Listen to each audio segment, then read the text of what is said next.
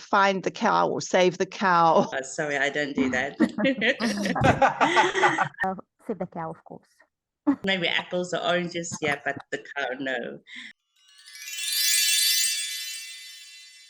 Okay, so first, a little introduction. I am Sarah Jane. I'm from Zimbabwe. My name's Michelle. Hello, I'm Tegan. Hi, everyone. My name is Lena. My name is Sarah, and I'm from Egypt. I'm Sean. I'm from England. Hi, everyone. I'm another South African. Hello, my name is Tracy. My name is Lauren.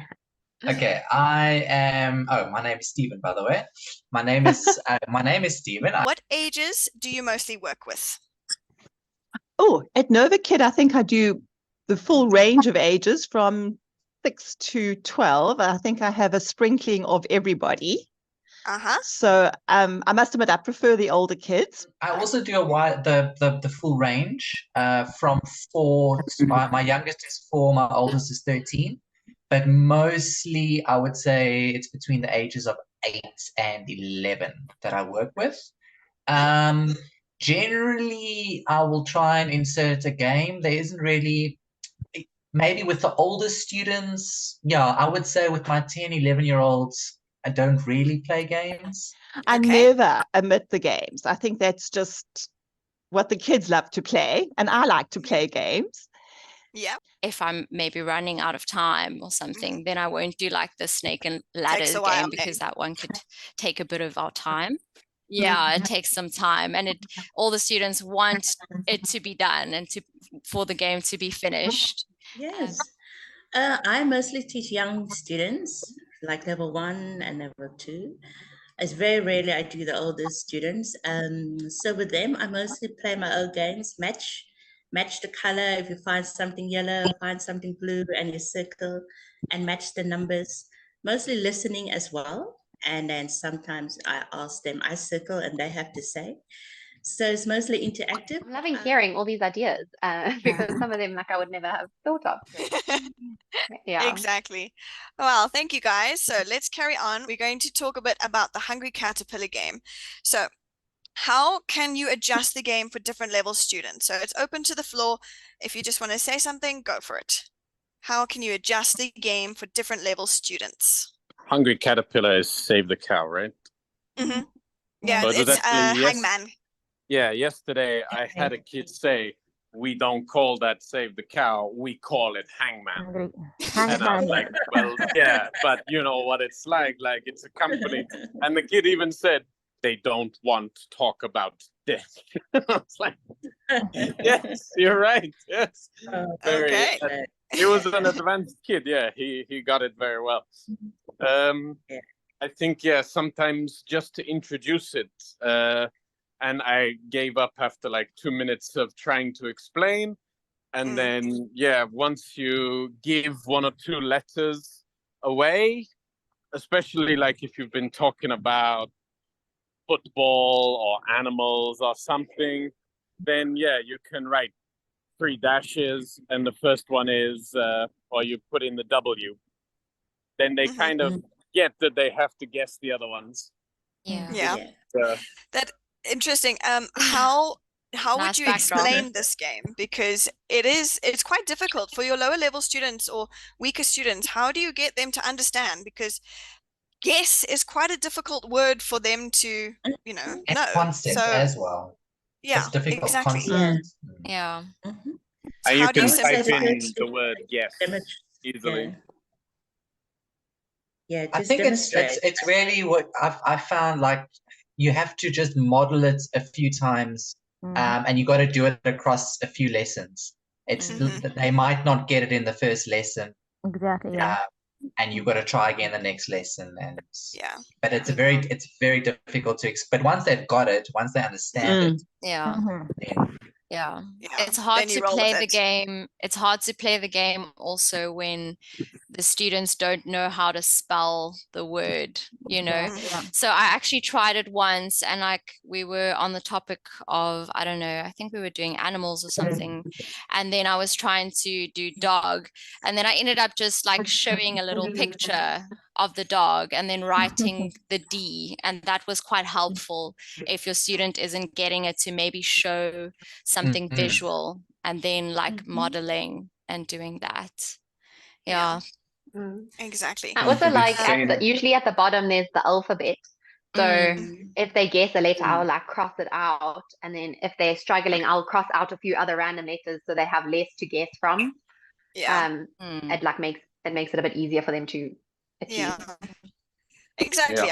I find like all these little steps that you can make just to simplify it. And what creative ways can you use this game? So for example, your older students, how are you going to make this more complicated or more fun for your older students who know how to spell, who know what word you're thinking of, just like that? Time limit, give them a difficult word, like difficult word. That's so satisfying once they realize, like, oh my God, that's amazing. Give them a word that's got all the useless letters in it, like Q, Q-U-E-U-E. Exactly. My best is when you have the child that's old enough that you can then let them play against you. And they guess you're trying to guess a word, but they've actually spelt it wrong in their head, and you like can't figure out what this word could be. You're spending so long trying to figure it out. Exactly. Spelled it wrong. For some of my older students, I'll actually come up with a phrase. So maybe a phrase from the lesson or something completely different, and then it'll take up like all the spaces, and the kids will look at me like, oh, you want me to figure that out? And I'm like, yeah. And then it's quite fun. Or if you've got something really long, like magnificent or something, you can just drop clues like little synonyms and things like that. And eventually the smarter kids are like, why are you saying all these words? Like, that's wonderful. But there's also the Wordling game where you have to think of words you make up words at the end. And then I also make it a bit more difficult where I'd say they're not allowed to have words that end in T and E, because I've discovered that T and E are the most used names. So it makes it a bit more difficult for both student and teacher. Exactly. Very true. Okay, now the spinner game versus the timer game. Let's see what our thoughts are. Oh, spinner game, of course. Slightly older children, like my 7-year-old, love the tongue twisters and putting a timer on it. And then I'll very sneakily, like every now and again, I'll win, but most of the time because they're so busy reading, they don't see me stopping the timer while they're reading, so that their number is lower than my number. And then they won.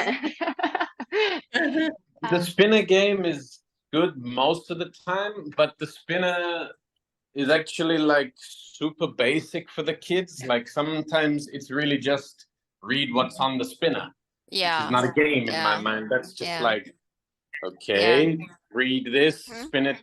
The game becomes how many times can the kid spin the spinner before he gets tired. Yes. It's not that much fun after a little while. No. The war of attrition. It hurts the ears. I can hear that sound. Going round. But what I do with the spinner game is like, I'll ask the students, okay, guess which number you think it's going to land on. And then it becomes a bit of a game. A bit of a lottery game somehow. But it keeps it a little bit more entertaining when using the spinner. Versatile. Okay, so with the spinner game, I think there are so many options that you can so many varieties that you can do with it, whether it's vocab or grammar or a tongue twister or something like that. I think you can use it in any slide really. So I would say that is the more go-to game or tool to use. Are you saying that the timer is more versatile? Or the spinner? The spinner. The timer. The timer, okay. What I also found with the timer is that you can show them that they don't have to read fast in order to get a good time. Because sometimes, like, I don't know who it was Tegan was saying that, sometimes we will try and make it so that they win, but it's also good for them to see that even though you as the teacher read slowly, you don't make mistakes, you get a good time. They don't have to go super fast in order to get a good time. So it's also a good way of modeling good reading skills. Definitely. I think that works a lot with the older students because they can understand what you're saying. With the younger ones, they love to just say it as fast as they can and make all the noise that they can. And it's just really fun. And then I like to sort of slow it down and say, okay, cool. We've made it as fast as we can. Now let's say each word, so you can adjust it to each level, which I think is really cool. All right, let's carry on. Tic-Tac-Toe. Now, a lot of you mentioned this game. It's also one of my favorites. How do you explain it? Or if you do explain it, how? If you don't, what else do you do? XOXO. One of my students calls it Big Fat Toe. And we also play another game if he's bored of Tic-Tac-Toe, because it can get boring, is you draw the pizza. You draw your favorite pizza and you describe it, and then we give each other marks out of 10. That's not really related to Tic-Tac-Toe, but It's okay. Yeah, I'm hungry though. That's good. I also like every now and again they have a slide where you mean to draw something and guess what it is. My kiddies love that game. It's like Pictionary. Yeah. But I'm not so and good at you drawing, relate it so to that what one you- for me No, me is a bit neither. tough. But that's what makes it entertaining, though. exactly. But I don't I'm really. just that bad at drawing that it's I have really standards. It's like the bunny, the snail, a snake, and a table. So those are my like 4 things that I go to because I kind of know how to draw those things. So it varies between one of those 4 things. But I don't really explain Tic-Tac-Toe, Uh-huh. as I will just do it with them. They don't kind of know what's going on, but then as soon as they see it's 3 in a row and I'm like celebrating on the side of the screen, then they kind of like, oh, and then they. But you're talking about like 4-year-olds, right? Because even 5, 6, they know Tic-Tac-Toe. I've had older Some of students mine that have don't, no actually. idea. Yeah, me too. So Where I've kind of in the world? I'll draw like 3 in a row that way and 3 in a row that way on the side and diagonally, and I'll say yay, kind of just show them the different options, and then I'll say my turn, your turn, kind of break it down a little bit slowly so they can understand it. But I completely forgot. We do like ultra super hardcore Tic-Tac-Toe. So you can do like an 8x8 grid, and you can also do a Tic-Tac-Toe, and then you draw a little Tic-Tac-Toe in each grid. It's called Super Tic-Tac-Toe. And then, okay, there's a lot to this one, but yeah, basically, if you can imagine the 9 grids, you play in the small versions. Use this with advanced kids. If one plays in the top left on this small one and they play bottom right, then the next person has to play in the bottom right of the main square. My goodness. Drives you mad. I played about 3 games with one student. Crazy. Really, really good. oh wow. I would And love I to made see a another video one. example of Sean playing this with his students. 8x8 grid is like if you get 3 in a row, you get 1 point. If you get 4 in a row, you get 2 points. If you get 5 in a row, you get 3 points. Do you also place bets or not? No. Play what? Do you place bets? Some would if they could, I'm sure. But Wait, how is there so much time? I always run out of time. I'm also wondering this. I'm like, you guys have so much time to play all these games. I feel so slow. do the competencies and make sure they get like the basic elements of the lesson, and then really give yourself like 3 minutes. You can do it in 3 minutes, but I'm like typing in my feedback crazy fast, and then 30 seconds before the next lesson. Like I always go over. Good on you. So we had a meeting to discuss our games, and Charlie, shame he couldn't be with us today, but I thought I'd share his idea. Yes, Charlie with the baby. So his idea was, instead of having the straight rows, you tilt it like so. Oh, I love that. The kids, it's the same thing, but it's just at a different angle. So you're still making your 3 or like 3. So I thought that was quite cool. It's quite refreshing for the same game, you know, if your kids get tired of it. So yeah, I thought I'd just share that with you all. I think it was very cool. Good idea. Yeah. I would just get so confused drawing it, but I'll give it a practice on a piece of paper. Yeah. When he showed us, I was like, but how, like, yeah. But once you actually look at it, then you see, okay, it's quite cool.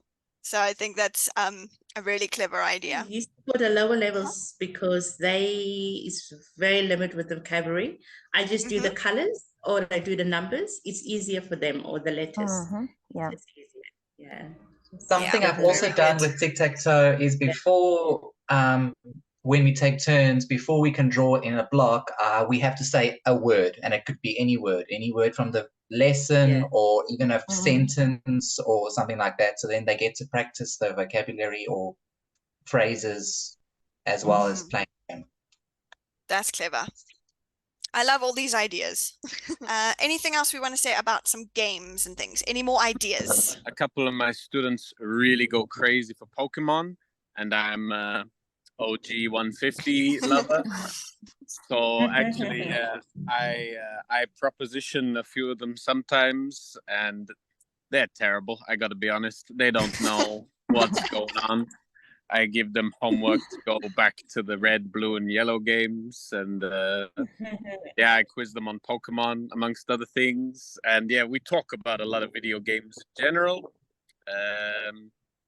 And yeah, I think they really like it when you don't necessarily maybe just show curiosity in the game. Like, I don't play football at all, but I can ask a million questions about it. But yeah, when it comes to video games, they love to just talk about it. So in a way, you can gamify your discussion that way, kind of. Definitely. And the game that I play most often would actually be my own game of, like, I would pick a picture. I have like little printed out pictures, and I would pick one out and I would explain it to the students, and then they would have to guess what it is. And I've got different categories and stuff. So that's the game that I like to play the most. Very nice. Stephen, you I had have a question. Yeah, I've got a question about one of the games in the lessons that sometimes comes up, is especially for younger kids. How do you explain Simon Says? Oof. I never played. Because I've looked at that slide before, and I'm like, I always skip it because I'm like, I don't know. I never play the actual convention of Simon Says. I just do miming. Okay. Who is Simon? Who is Simon? That's all you're gonna get back. You know? And why is he so important? And why are we doing what he says? Exactly. I tried it with one of my more advanced younger students, and she was just like, yeah, okay. Running or so jumping or whatever. And I'm like, no, it's also a game that I'm not a fan of. I don't actually explain it. Like, if it says Simon Says, I don't even read the words. I just say, what am I doing? And then I'll do the action, and then they'll guess. And then they'll catch on very quickly. But I don't try and name the game. It's just a mom game. Okay. Yeah. I'm loving this chat. I have so much work to still do, but I'm like procrastinating. I'm just sitting here trying to multitask, but really not doing it very well. So. Well, it's the end of my day, so I could be here for another hour. Oh, yay. That's nice. I mean, all these kids play Minecraft, Roblox, Pokemon, like almost all of them. And I don't know if you ask, but yeah, I always make a point of jotting down what games they play on Roblox or something. I don't want to play it. It looks a bit kind of endless, but I put it on YouTube, those games. So I at least know when they show me the cuddly toy, that's from that game on Roblox, you know? Yeah. Again, Wait, so Roblox is not just one game? It's hundreds. No, it's hundreds and hundreds. What? You it's can like a go center onto Roblox for now and like make your YouTube for own video games. game. You can make your own video game on Roblox. Oh, I'm learning something now, because lots of my kids didn't say know that either. Roblox, and Yeah. I'm like, oh yes, Yeah. great, love that game. Whenever you get it was a something student, I learned recently. Whenever you get a student and they say, "Oh yeah, I play Roblox," you say, "Yeah, okay, but what games on game? Roblox?" Oh yeah, and then they'll say okay. something stupid like, "Oh, I play the YouTube game," and it's like you've just got to farm likes on a YouTube game. Some are terrible. Some are absolutely mind-numbingly terrible. Others are actually quite funny, and some are meant to be scary, like adventure games. And I get them to tell me the storyline of that game, you know? I feel like there needs to be like a video that summarizes what all these games are and what you should know, because like I don't play games. So that also is, I just thought Minecraft was top 10 crazy Minecraft builds. Just look at that. But It like, takes 10 minutes. That's not something I'm going to want to go on YouTube and look at. No. They're amazing, you know. I really love these kids, and it's makes such a big difference that you can joke around and you can mess with them. Now that we're talking about like more of these sort of advanced games and more intense, how do you think it compares to the games at NovaKid? I mean, obviously we have a variety of games. Do you think the kids actually like these games, or do you think they're like a balance of both, like the Minecraft and the spinner game, you know, something like that? How do you guys feel about that? I would say it depends on the level. The advanced, they would definitely have the more interactive, the Minecraft and the Roblox games. The younger ones, they're still finding the way. That's my opinion. Yeah. I think there's no comparison. Like, you look at these adventure exploring games like Zelda and Minecraft, and then you give them Tic-Tac-Toe. It's like they put up with Tic-Tac-Toe because everybody likes Tic-Tac-Toe. But for sure, at least one of my very sassy Italian ladies, she's like, no, teacher, no, not this again. And I'm like, yeah, okay, fair enough. What do you want to do? Sweet. Yeah. No, it's very interesting. I think a lot of the games are adaptable to different levels, but ultimately they love what they love. Hey. Yeah, and I suppose if the students are doing like the same games over and over again, it kind of becomes a bit redundant, and it also becomes difficult for you to adapt and to change the games all the time for the same student that you've maybe been having for 3 years or something. Definitely. All right, guys, I think we better head out. So thank you so much for joining. I hope you enjoyed our meeting today. Thanks, thank everyone. you so much. Bye-bye. Thank you. Bye, everyone. Bye. Bye. Bye. Bye.